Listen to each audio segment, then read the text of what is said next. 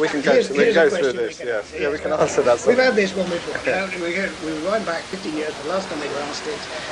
Tim.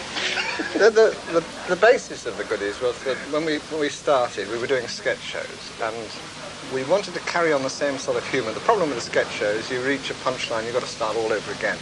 So we got together, we thought 3 characters, the 3 of us would have a story each week and still deal with the subject, so you didn't have to have punchline.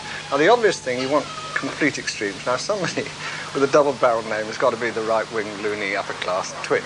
That was no, it was me. You want the sort of liberal Democrat in the middle, the scientist, that's Graham, who is a doctor by training.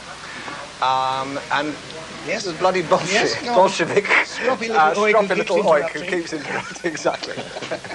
And so we played ourselves, extension ourselves. I deeply despised my character. I mean, he was a coward, he was a snob, he was a racist, he was everything. So when people say, it's lovely to see somebody playing themselves, I get very depressed about that. I am patriotic, but then I wouldn't wear a Union Jack waistcoat, which I did.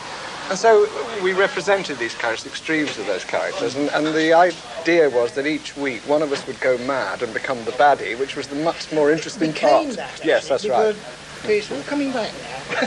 Because originally, I mean, there was a sort of almost technical reason that we arrived at the storyline as well, I think. As Tim said, writing sketches actually is much harder work, because you've got to come up with about 12 different ideas for one thing. And Graham and I had also been writing Doctor in the House, which I expect is just reached Australia.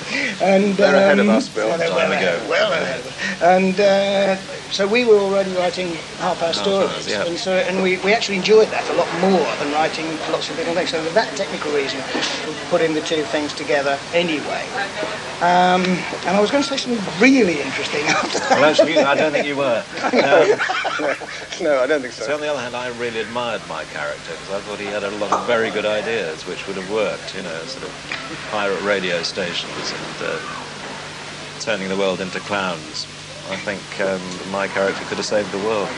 Actually, I know what I was going to say now. I mean, I'm not disagreeing with that. No, it was the technical thing. Originally, we started off having guest villains, didn't we? That's right. Because it was the Goodies versus, inevitably, the baddies. And so we used to get, I mean, all sorts of big names. You know, they got to the stage a bit like Morecambe and Wise show, where people would almost ask to be on the show. The most famous Prince Charles. Prince Charles. Please, could he be on the show and play himself? And marry Tim.